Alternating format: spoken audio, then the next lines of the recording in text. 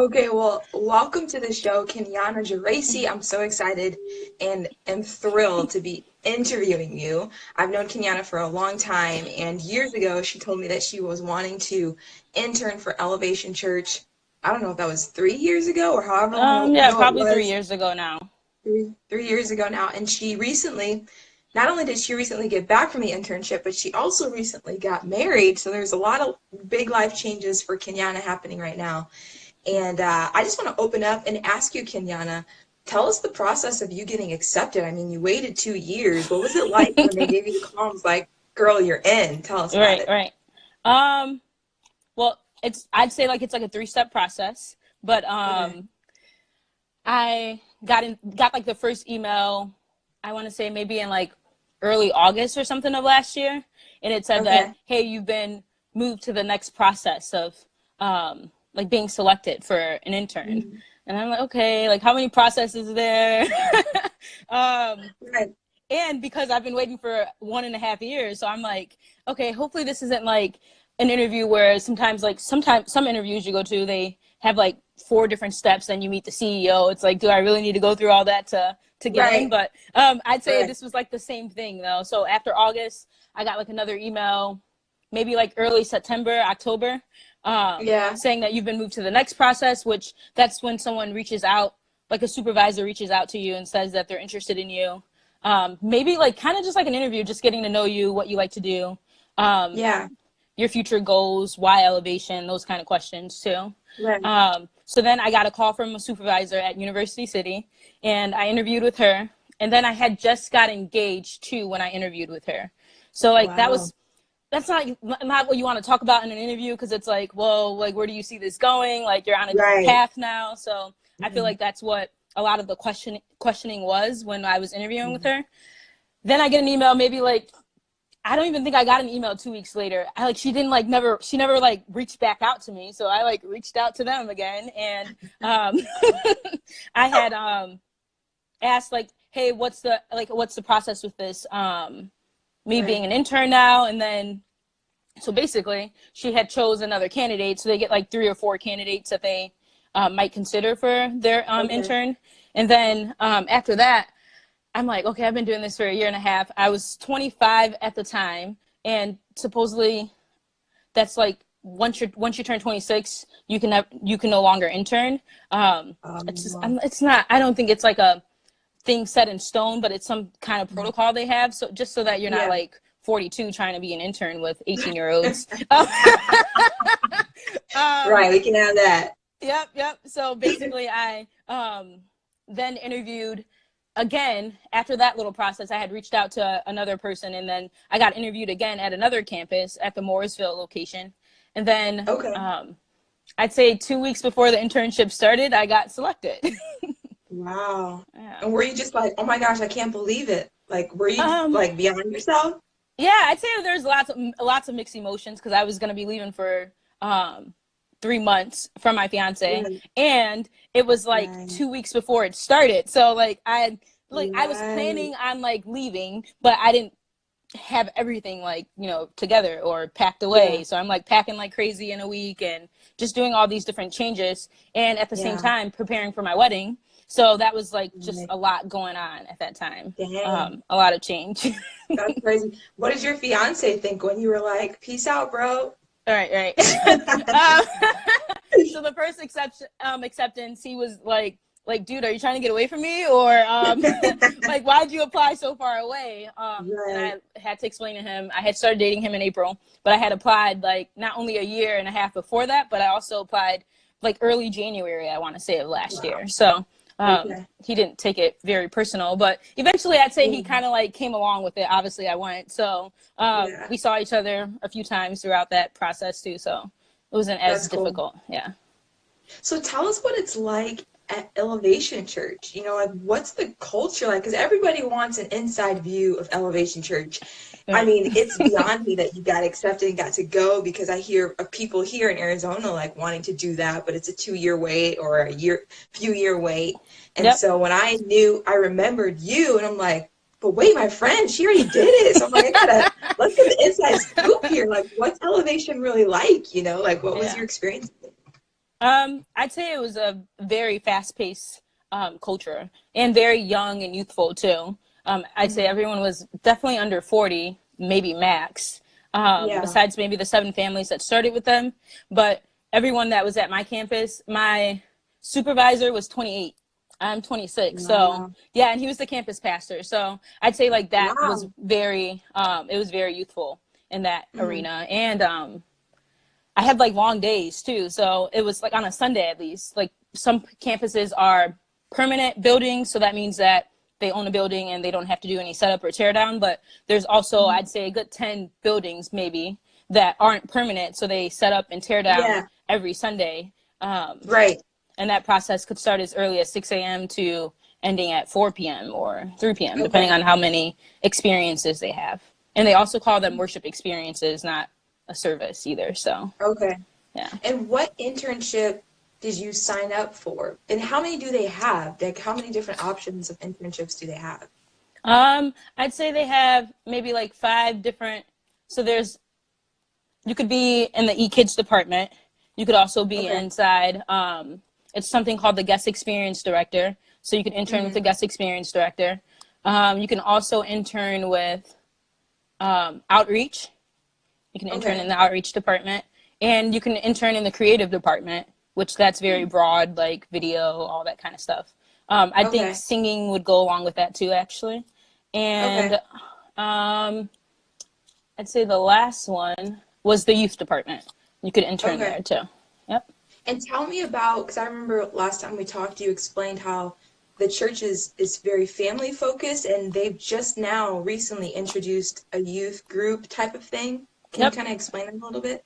Yeah. So I want to say every year they always had something called like um, Youth X, or that's what's going on right now. But Mhm. they had another name for it a few years ago. But they're called Rhythm Nights every Sunday, once a month, basically. Okay. And that ages from 12 to 18 years old. Hmm.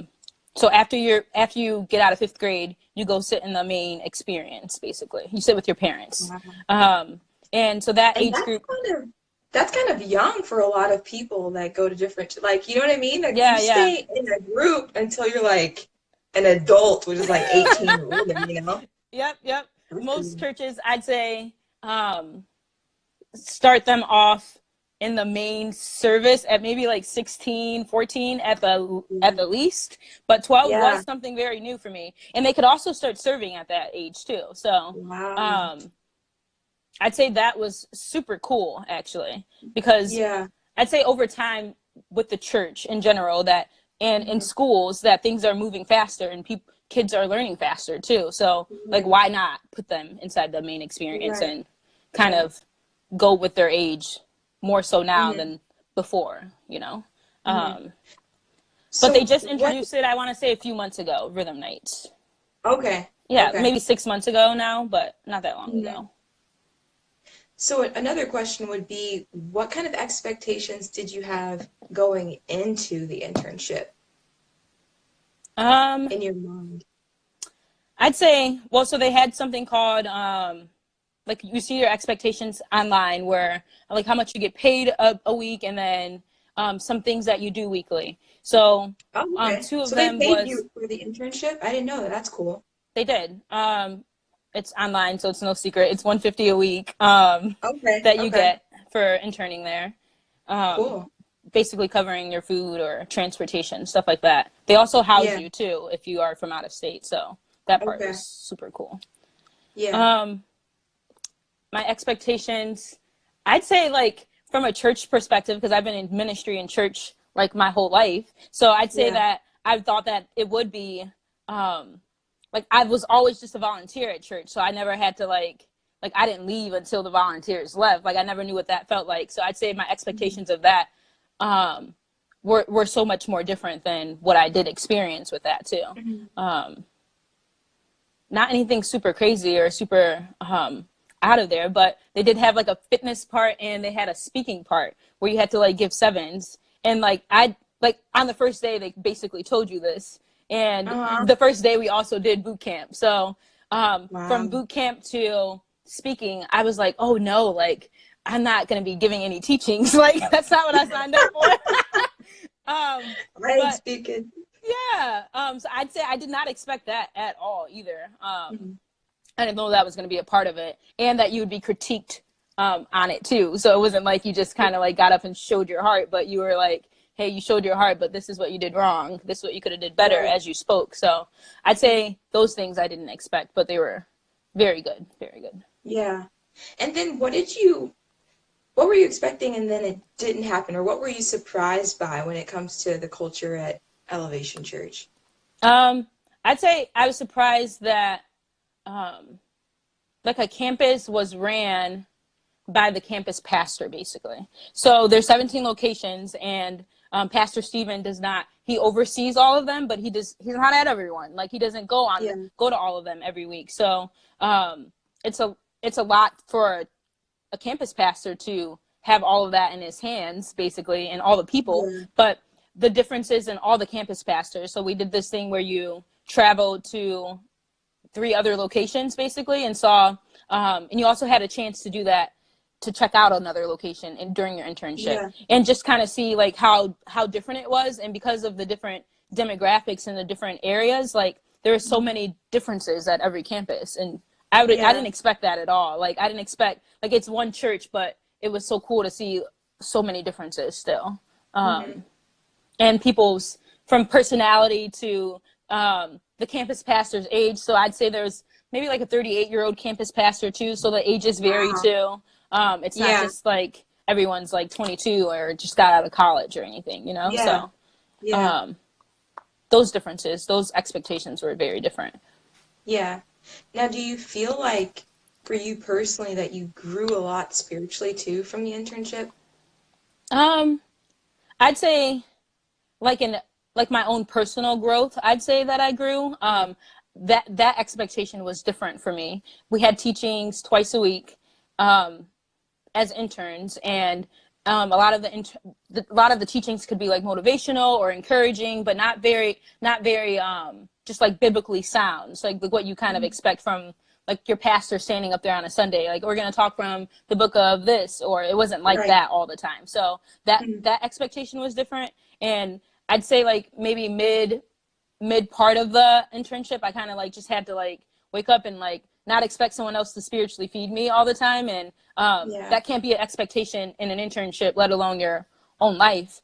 Expecting someone else to tell you, oh, you should be reading this book now, or you should be reading this book of the Bible, or study that, or listen to this song or this album. Like, you pursue it yourself like anything else. You pursue a job yourself. So it's the same kind of thing with your relationship with God. You can't expect someone else to spiritually feed you at all. That's a very good point, because I feel like I've had quite a few different conversations with different young people about that, whether you're entering into a new church culture that you're not really familiar with, or, you know, we talked about before too, some people say, I'm leaving this or that church because I don't feel like I'm being fed, you know, and most people, when they say that, they're really saying, I don't feel like I'm being satisfied with what's being taught from the pulpit. Right. And if you really think about it, it goes to say, just what you were just saying is, we shouldn't be expected to receive all of our spiritual food from someone else. Like, we should have the habit and develop the skill of learning to partake of God's word and his presence for ourselves. Yep. And I also think going to church should be a place where you contribute, and not something mentally that you always see as you're taking from. You know what I mean? Yeah, definitely. Like, we should be filling ourselves up with God so that when we do come together, we're contributing to people that are there, and not looking for, okay, what are you going to give me now? What are you going to teach me now? Oh, I've heard that. Because then you become like, it's a self-service thing. It's not about the people. You know what I mean? Yep. So I think that's a really good point that you have. But a ton of people want to know, what is Stephen Furtick like? Like, you guys got to hear from him. Was it one time in person? Tell us about that whole experience. That was crazy good. He came an hour early because he was excited about teaching us that day, which then meant that he kind of like threw off our lunchtime a little bit. And I'd say it started at noon, but it was supposed to start at 1. So it started at noon, and we just came from our campus. So our campus Morrisville campus was 2.5 hours away. So we just got in basically too. And we get there and he's excited to come in and teach us. So he walks in and like, I'd say everyone, even me, like you put him on like a pedestal of like, oh my gosh, like he's like literally right there. Like he dressed as normal. He was wearing like a t-shirt and jeans. Like, so you kind of just like put him on this pedestal. And I'm not saying that you shouldn't as a pastor, like you should respect authority and all that too. But seeing him like right in front of us and like he came in and he saw that we were, I don't know how he understood that we didn't eat. So basically he offers us the lunch that was sitting outside in the hallway because they were all like, oh, well, you guys will just eat afterwards. And I'm like, oh my gosh, like they say these are like 3 to 4 hours long sometimes. Like, what do you mean we're going to eat afterwards? So like sitting there, you're patient. They pass around like granola bars because of that. And then he gets in there and he's like, oh my gosh, these kids haven't eaten. Bring the pizza on in. And like, so just showing like how normal he is and like that he eats too. He just had lunch himself. So it's like, why not feed them too? But talking about like the wisdom that he gave too throughout that, I'd say he talked to us about 3 to 4 hours too, just on people's questions that they had. And I do remember one question, one guy said like, what do you do when you don't feel the presence of God anymore? And he gives this quote of like, that's the time that you don't feel God's presence is the time that you should savor it the most. And and I'm like, wait, what? Like, like why would you savor like not feeling God's presence? Like, no, we fight for like to feel his presence. And I'd say it took me a while, like even after the internship of like kind of like breaking that down and understanding that like what like, does that mean? Right. I'd say that like there's always a season of like your different spiritual growth in the presence of God. And just because it doesn't feel the same in one season doesn't mean that you discard this next season, basically. Or not. He also said that that means when you pursue it more, when you don't feel it too. So it's kind of like you fight for that presence and not just kind of like go with the flow or like, oh, God just isn't here. No, it's like, no, you go find him, you know? So I'd say that's what he was saying. He didn't go in depth with it. With that question, I'd say he always kind of could leave you a little bit like answer it for yourself or figure it out yourself or pursue it yourself. And and some of those things are very good. He was very practical in his teaching too. To a lot of people, one guy was like, well, what if I need to make a decision of staying here or going back home? He's like, well, of course you stay here. But he kind of just made it practical of like, well, what are the pros if you stay here? What are the cons if you go back home? And like not kind of like just making, like he didn't make it very spiritual at all. It was just a very practical decision-making process. And I love that too, because sometimes we can, as Christians, over-spiritualize decision-making. Or should I take this job or should I go here? Should I marry this guy or should I marry that? Like, no, weigh out your pros and cons, go with it with the word and make a choice. Because that's the freedom we get. We get freedom of choice and no decision is completely right or wrong, of course, unless it's going against the word of God. But we get that honor of making our own choices too as people, you know? That's really cool. So what would you say biggest lesson you learned in all of your experience being there for? Were you there for 3 months or 6 months or what? Yeah, I want to say 22 weeks, something like that. 3 months. Okay. Though. Okay. Yeah, what'd you walk away with learning the most? I'd say that